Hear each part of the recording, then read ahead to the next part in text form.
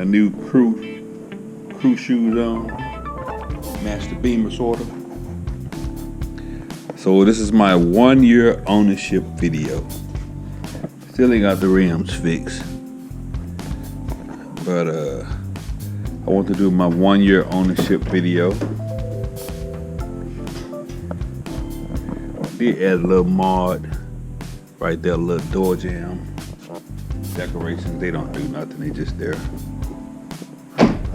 But yeah, 1 year ownership, and I gotta tell you, in comparison to the piece of shit Corvette, this car has pretty much been perfect.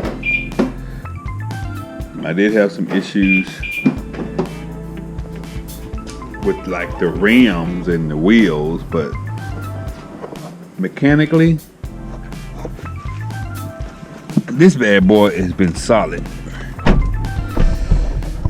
I had one issue where I put it into the shop for PCV valves clogged, but I mean that's just regular maintenance.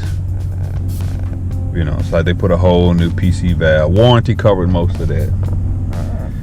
And yeah, and I watched something happen that I'm talking about how good it was, but yeah, this car has been pretty much perfect in relation to a 3-year-old car, 15, a 4-year-old car, and compared to my brand new Corvette that I bought in 2017 and got rid of in 2018. 7-month ownership. Which goes to say to me in general that really when you look at American made cars, and from my own personal experience, damn, that truck is close as hell. But from my own personal experience with American made cars and foreign cars, they just doing it better, man. They just doing it better than the Fords, the Chevys, the GMs. Damn, that truck seems mighty close. Like to me, for instance, take my truck right there, the F-150. I bought it in 2010. Well, it's 2010. I bought it in 2012. And when I bought it, it had something called VTC tick. And the fix, damn, I'm messing this up. The fix for it from Ford, they had a service advisory that said, don't try to fix the tick. It says for customers that's got a problem with the engine ticking. This gonna be a fucked up video. Y'all ain't gonna know what I'm doing here. Okay, I'm situated now. Let's see, is that T38? It says for customers that had a problem with the engine ticking, should use thicker motor oil. That was the service advisor, basically saying that you can't fix it. Allegedly that noise didn't bother the car, but it bothered the hell out of me because you would literally be driving down the freeway and people would be looking at you like, damn, that nice truck ticking like the rod's about to fall out of it. But that didn't stop Grand Prairie Ford from trying to fix it, even though the service advisor said don't fix it. And what they were doing was, in my opinion, gouging the warranty. Because I had an extended warranty. So they were gouging the warranty. And they had my car for 2 months. Tearing the top end off of it. You know, they put in new valves, new $7,000 worth of stuff is what they did. And I'm like, this truck is only 2 years old. It only have 50,000 miles on it. And that's what they did. And that's just poor quality in the engine. I looked online and on YouTube, and there was a whole bunch of trucks that had that same issue, where they had that VTC tick, and it was customers bugging the shit out of them. But then another American-made car I had was a Ford Granada, which was really a bad buy in the first place. But you know, I bought that car, and I don't know if I said this before in my video, but I had a chance to buy a BMW brand new from the factory while I was in Germany through the military exchange program. No taxes. Instead, listening to my ex-wife, this is why I don't listen to any women today about a car. You get the car you want, I get the car I want. But listening to my ex-wife, I bought a 1982 Ford Granada. And I mean, literally, when I picked the car up, and if I say literally one more time, I'm gonna slap my damn self. But when I picked the car up, I drove it off the lot, and the car immediately had problems. It was like it wouldn't get any compression going up a hill. Engine be wide open, car wasn't going nowhere. It would just be slowly crawling. It would it would be going backwards instead of going forward up the hill. Like a little hill like this, the car would start to lose compression and power. Right off the lot.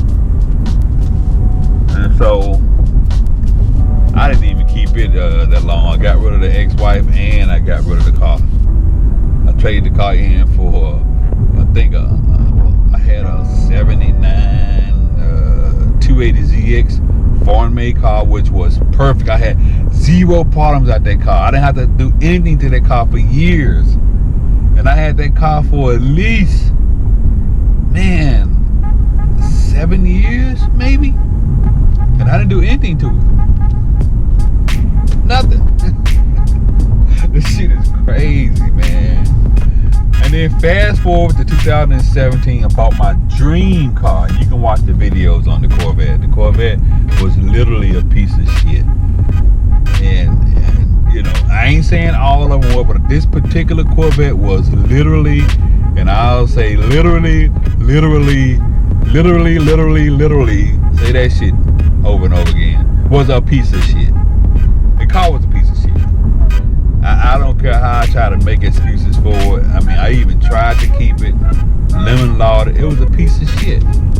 So I traded it for this car, 2015 BMW 650i, and this is a big ass car. It's a big motor of a car, but I'm amazed that it has the same power and torque as the Corvette, and I don't feel any different other than there's a lot more comfort. It's a lot more comfortable to ride in. But when I press down on the gas, I don't feel like I lost anything. I really don't. And then the quality and workmanship of the components in this car is just, I mean, they just know what they're doing. You know? The fitment, I mean, and this car was, you know, used. I think this was a fleet car. And they even looked like they tried to do some damage to the car, and it's still, the paint on it is still good. I just can't say enough about it, you know. I mean, I've had a few just minor issues, but it's just issues from, like, you know, like maintenance stuff, like, you know, you gotta have the brakes done. You know, the thing with the PCV valve, they just wore out. But other than that, the turbos, the transmission is a beast, especially when you drop it over in sport mode. And I'm driving in the wrong mode. I love to drive it in sport and either S1 or just regular drive. But you got all those features, and yeah, I just think American-made cars, and I'm gonna have to do a whole video on what I think about American-made cars. Because I mean, basically, man, they're just still not doing it right. They're still not doing it right. I mean, even from back when we talked about it in history class, how they went and looked at how the Japanese were doing it. They still ain't doing it. They ain't learned shit. They still aren't doing it right. When I bought my 82 Granada, a friend of mine bought an 82 Honda Accord. He had that 82 Honda Accord in 92. I mean, it was just rock solid. And, you know, I believe in supporting American business. I really do. But man, my money is green. My money ain't red, white, and blue. Shit is green. And so if you giving me a product that meets my needs, I don't give a damn if it's made in China, Japan, Germany, Sweden, wherever. My money is green, you know. I would like to buy American cars, you know. I mean, I'm glad to have my Ford truck. But like I said, the damn truck had to have basically the engine rebuilt. Top half of the engine had to be rebuilt.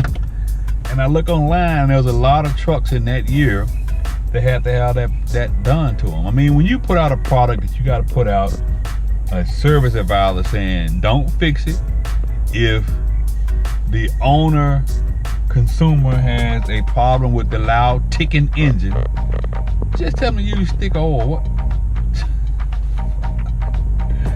Anyway, that's my rant. I gotta go in Best Buy because I'm in the process of building a new PC. I didn't need to build a new PC, but it's a long story. Check out my game channel to see why I ended up having to build a new PC. It's because I bought one component that cost $500 and I couldn't take the shit back. That's it.